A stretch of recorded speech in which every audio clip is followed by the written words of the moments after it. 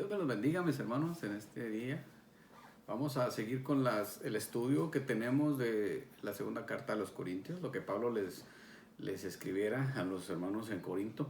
Y vamos a estar en el capítulo 12. Y ahí hay algo muy interesante que Pablo externa, que Pablo dice para dar obviamente una explicación. Siempre que Pablo abría la boca era para animar, para corregir, para exhortar, como la palabra de Dios nos exige a nosotros y nos enseña, ¿verdad? Que nuestras palabras siempre sean para edificar, ¿verdad? Al que las oye. Muy bien, ahí en el capítulo 12 se trata sobre el aguijón. El aguijón, o sea, ¿qué es el aguijón? Bueno, conocemos la misma palabra, ya implica molestia, dolor, angustia, algo incómodo, doloroso. Dice Pablo ahí en el capítulo 12, versículos del 7 al 10, de la siguiente manera. Dice: y para que la grandeza de las revelaciones no me exaltase desmedidamente, me fue dado un aguijón en mi carne, un mensajero de Satanás que me abofeté para que no me enaltezca sobremanera. Respecto a lo cual 3 veces he rogado al Señor que lo quite de mí, y me ha dicho: bástate mi gracia, porque mi poder se perfecciona en la debilidad. Por tanto, de buena gana me gloriaré más bien en mis debilidades, para que repose sobre mí el poder de Cristo. Por lo cual, por amor a Cristo, me gozo en las debilidades, en afrentas, en necesidades, en persecuciones, en angustias, porque cuando soy débil, entonces soy fuerte. Muy bien, vamos a ver un poquito este tema. El asunto es que como seres humanos tenemos debilidades. Todos tenemos una tendencia, una debilidad, un talón de Aquiles con el cual tenemos que luchar, con lo cual tenemos que mantener una lucha sin tregua para poder vencer. Todos los seres humanos. No hay alguien que pueda decir: no, yo no tengo problema. Todos tenemos alguna situación. Pero vamos a ver algunos factores que Pablo nos enseña aquí para poder vencer, para poder entender esta situación del aguijón. Hay algo que caracteriza al ser humano y viene desde el huerto del Edén con Adán. Adán comete un error, Adán desobedece a Dios y come de lo que Dios le dijo que no comiera. Ese fue un problema, pero inmediatamente Adán busca un culpable, busca dónde recargarse para sentirse menos culpable y hacer responsable a otro de sus errores. Esa es una tendencia muy común en el ser humano, buscar qué o quién tiene la culpa de la forma en que yo me comporto, de la forma en que yo hablo, de quién soy. Muy bien, entonces él inmediatamente culpó a Dios y le dijo: la mujer que tú me diste, o sea, a Dios lo culpa, tú fuiste la idea de la mujer, ahora pues mira el problema que contrajo esa idea. Y luego culpa a la mujer: ella me dio a mí y yo comí. Pues muy graciosa la forma como se libra él de su culpabilidad. Aquí el asunto no era quién se la dio ni por qué comió, el asunto era que comió. Ese era el problema que él tenía que enfrentar. Muy bien, pero ahora vemos a Pablo, que es totalmente distinto. Pablo no culpa a nadie. Pablo se hace responsable. Al único que culpa, dice, al mensajero que me trae ese aguijón. Es un mensajero de Satanás, un aguijón en mi carne. O sea, viene y me atormenta. En el capítulo 7 de Romanos dice que él descubre una ley que hay en él, ¿verdad? Que con la cual tiene que estar luchando. Miserable hombre de mí, ¿quién me librará de este cuerpo de muerte? Dice: con la mente quiero servir al Señor, pero hay otra ley en mí que me hace sentir mal. O sea, al hablar del pecado uno habla de algo malo. Entonces el pecado siempre es malo para el ser humano, para el cuerpo, para el creyente. Entonces no se trata aquí de buscar a qué se refiere con aguijón, ¿verdad? Eso no sería relevante, ¿verdad? ¿Cuál sería el problema? Algunos tienen algunas ideas sobre qué era lo que podía estar ocasionando esto. Pero bueno, sigamos adelante. Por supuesto que Pablo aclara que hay una situación que lo hace sentir débil y lo avergüenza. Incluso dice, me abofetea. Es un mensajero de Satanás. No es nada bueno. Para que quede claro cuando lo que Pablo está diciendo, que no es nada bueno lo que le sucede, lo que lo ataca, lo que le viene como lucha. Entonces él tiene que enfrentarse a eso, el aguijón. Como creyentes, como hijos de Dios, como siervos de Dios, tenemos estas dos áreas donde está el poder de Dios manifestándose, donde estamos haciendo la labor del Señor, recibiendo la revelación, hablando su palabra, y está la otra que es con lo que luchamos cotidianamente, ¿verdad? Ese aguijón que se presenta de mil maneras dependiendo la persona, dependiendo el ministerio. Y yo creo, ahí viene, ¿por qué? Porque Dios lo usa. Mire, todo lo que Satanás puede creer que es para nosotros una forma de destruirnos, Dios lo usa para su voluntad. En este caso dice Pablo, para que él mantuviera un balance y no se exaltase sobremanera, porque Pablo fue arrebatado al cielo. Pablo dice que vio, aunque dice, sí se gloria, aunque dice que la forma en que él lo dice en el versículo, desde el versículo 1, el capítulo 2, dice que conozco un hombre que no sé si en la carne o en el espíritu fue arrebatado al tercer cielo, y así da la historia, pero realmente está hablando de él, que él fue llevado al cielo y vio cosas y escuchó cosas inefables. Entonces, pero todo esto lo tiene Pablo, tiene esta bendición, esta experiencia que podría ser un detonante para orgullo, para exaltarse y vivir de eso, ¿verdad? Entonces Dios lo balancea con este aguijón que Pablo tiene que luchar y tiene que defenderse y tiene que vencer. Números 33-55 habla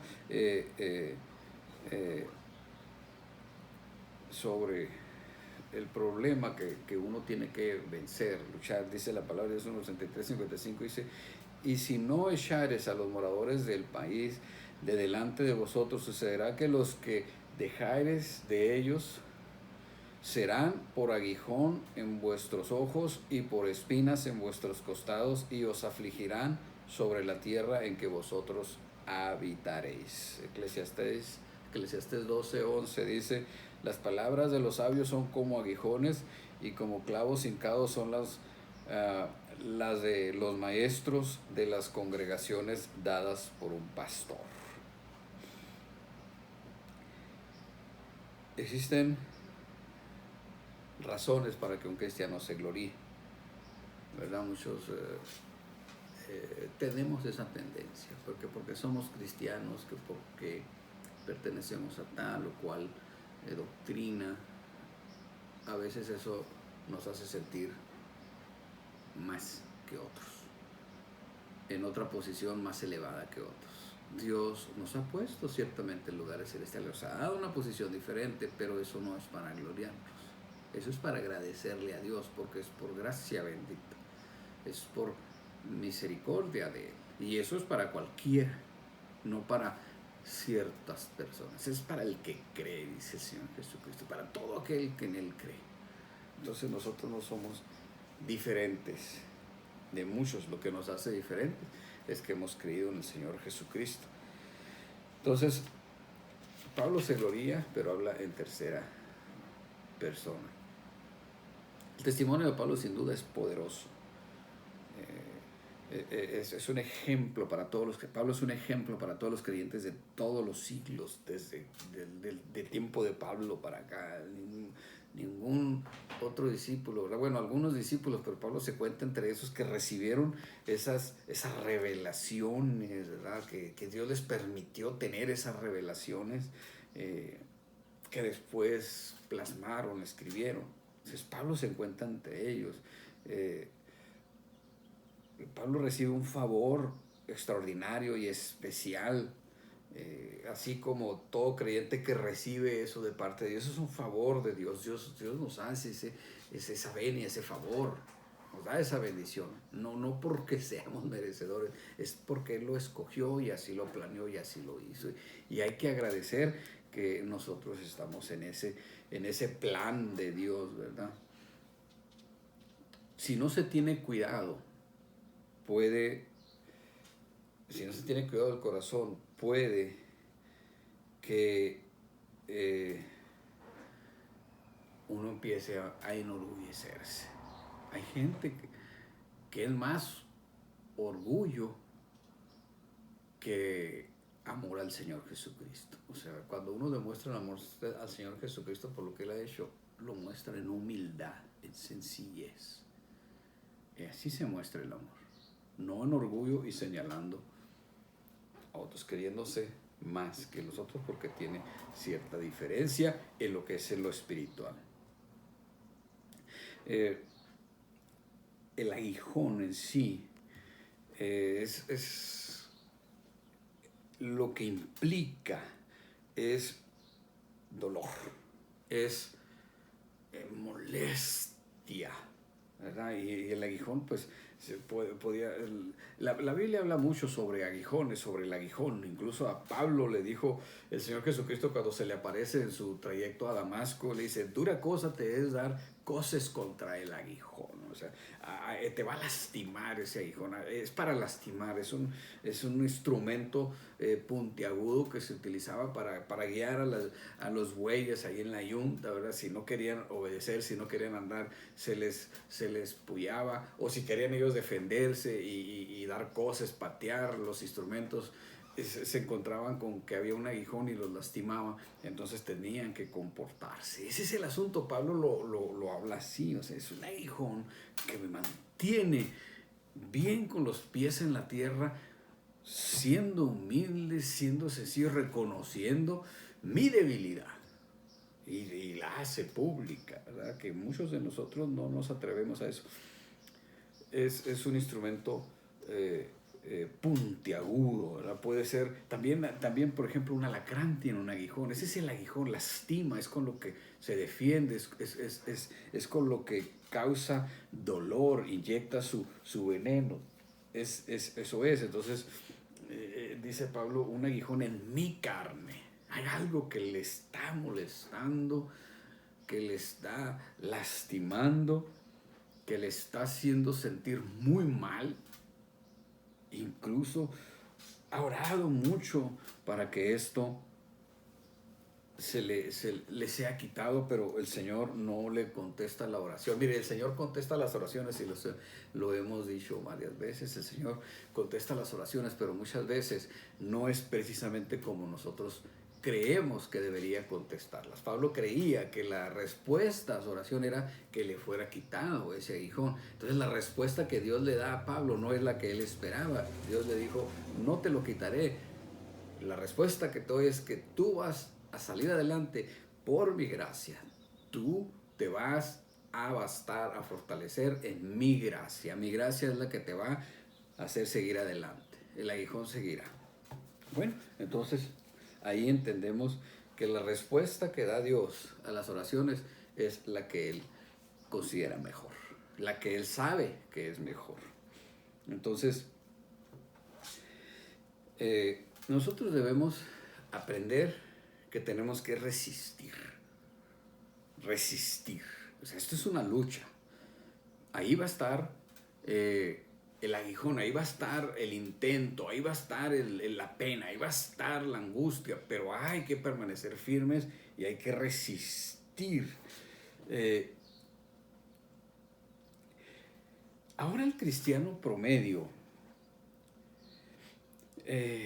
va a Dios cuando todo falla. O sea, ¿Por qué el creyente promedio tiene que esperar a que todo falle para acudir a Dios en oración? Porque estamos muy confiados en el brazo de la carne, en lo que podemos hacer. O sea, ahora la calidad de vida es muy buena en la actualidad, y eso lleva a que existan muchos distractores y demasiados satisfactores, o sea, que nos traen tranquilidad en estos tiempos, la tecnología, la medicina tan avanzada. Ahora la calidad de vida ha aumentado en los últimos años para el hombre, ¿verdad? En México ahora el promedio de vida que se calcula para el hombre es 78 años y para la mujer son 73. Es elevado, es bastante bueno ese promedio de vida. ¿Por qué? Porque la calidad de vida ha mejorado mucho. Ha mejorado mucho. Entonces, eso nos afecta en el modo de que no tomamos la oración, la vida espiritual como deberíamos, que es constante, es firme, es sencilla, es humilde, es perseverante. Así es la vida de oración. Proverbios 15:8, les leo, dice: el sacrificio de los impíos es abominación a Jehová, mas la oración de los rectos es su gozo. Colosenses 4:2 dice: perseverad en la oración, velando en ella con acción de gracias. Esa es la respuesta que nosotros debemos dar para resistir. La oración. Nada, no hay otra forma. Usted podrá, con la tecnología, ¿verdad?, los aparatos, poder estar escuchando aquí, allá, viendo incluso hasta predicaciones, pero si usted no se somete intencionadamente todos los días a estar en constante oración, no se va a poder parar firme sobre ese aguijón, sobre esa lucha que de alguna manera nos llega a todos. Tiene que ser en oración. La única forma es en oración. El avivamiento, a veces la fuerza no llega a nosotros. Mire, muchos estamos incluso, muchos no sabíamos que a lo que a nosotros nos iba a afectar tanto es esta confusión, es el temor. Entonces no podemos sobreponernos al temor por tanta información que nos llega. Entonces estamos esperanzados que alguien arregle esto, que alguien solucione, que se encuentre, que esto se detenga, que Dios pare este asunto. Ha habido muchos que incluso ya han decretado que esto se va a detener, que esto se va a morir, pero sigue. ¿Sabe por qué? Porque no es la forma. Nosotros vamos a la oración y vamos a vencer el miedo, pero en confianza, en la fe en Cristo Jesús. Eso lo vamos a acrecentar y a fortalecer en la oración. La oración, una vida espiritual, una vida devocional constante, bonita, entregada, con esa devoción. La misma palabra lo dice, esa devoción, esas ganas de estar en el ambiente espiritual correcto, en la presencia del Dios Altísimo. Muchos no se van a la oración porque la oración no es para muchos parte del intelectualismo, ¿verdad? No hay la filosofía no habla de ella, no la cubre, tampoco tiene que ver con la psicología, ¿verdad? Con lo bonito del intelectualismo, pero la oración solamente lleva dos delantales, lleva dos formas de representarse a sí misma, que es la honesta sinceridad y la humildad. ¿Por qué? Porque cuando usted está orando, usted está delante de Dios, y ahí no hay forma de que usted pueda cubrir nada de usted. Usted y yo delante de Dios estamos totalmente desnudos, espiritual, moral, física y almáticamente. Entonces tenemos que hablar así con toda honestidad. Tenemos que estar delante de Dios con toda honestidad y con toda humildad. Ahí empieza todo. Ahí es donde está la respuesta, la fortaleza. Usted va como es a la oración y Dios se encarga Y Dios se encarga de hacerle entender a usted y a mí que dependemos 100% de Él. No vamos a poder ser unos extraordinarios hijos de Dios sin cometer pecado. No. Vamos a ser ordinarios hijos de Dios que están luchando contra todos los embates y los aguijones y lo que venga del enemigo. Pero vamos a permanecer firmes solamente porque Él nos sostiene. Así es como se ganan, vamos, esa es la herramienta, la forma de ganar las batallas. El mismo Señor Jesucristo en el huerto del Getsemaní oró varias veces y en su oración incluía que ese vaso se fuera quitado, que no tuviera que pasar por eso, pero ahí en la oración, ahí en ese momento, Él tuvo la fortaleza para decir, pero no se haga mi voluntad sino la tuya. Ahí está la eficacia de los ministerios, ahí está la eficacia de las predicaciones, ahí está la eficacia de una vida victoriosa en la oración, reconociendo humildemente quién soy delante de Dios, ¿verdad? No podemos, aunque no podemos esconder nada delante de Dios, tendremos que ser bien sinceros y bien humildes. No estamos solos, dice el Señor Jesucristo, no los dejaré solos en este peregrinar. El Señor Jesucristo nos lleva de la mano, Él nos consuela siempre, Él nos consuela en esos momentos de debilidad y sobre todo nos hace salir vencedores de esa situación, ¿verdad? Muchos dicen que Pablo por ahí se dedican a estar argumentando cuál era el problema de Pablo, cuál era el aguijón, ¿verdad? Que concentrarse, buscar. No nos dice Pablo exactamente qué era lo que le agobiaba. Muchos dicen, no, pues era porque un problema de los ojos, otros, incluso algunos han dicho que porque había una joroba en él. Muchos han dicho muchas cosas. Aquí lo que Pablo dice que es un mensajero de Satanás que lo aguijonea, lo abofetea, lo avergüenza, lo hace sentir débil. Era malo. Era algo malo que a él estaba sucediendo. Eso sí lo deja bien claro. Entonces, ni tampoco, ni para un lado ni para el otro.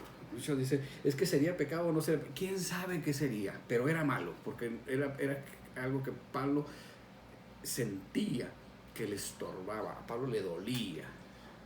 El aguijón duele, el aguijón lastima, el aguijón molesta. El aguijón no lo queremos. Es algo que nos va a dañar. Entonces, eso no es lo que tenía Pablo. ¿Qué era? Eso es irrelevante. El asunto es que lo tenía como usted, como yo. Pablo es claro, es humilde, es sincero, como debemos de ser todos. Cualquiera que diga que no tiene un aguijón, bueno, entonces dice la palabra de Dios que su palabra no es temer. ¿Verdad? Si alguno dice que no ha pecado, pues hace mentiroso a Dios y su palabra no está en él. ¿Verdad? Hablando de cualquier área de la vida. La fórmula divina para contrarrestar el efecto o la intromisión de este aguijón, dice la palabra de Dios que le dijo a Pablo, que con mi gracia te baste. Que con mi gracia tengas todo lo que necesitas. Sea mi gracia, porque mi poder va a ser perfecto en tu debilidad.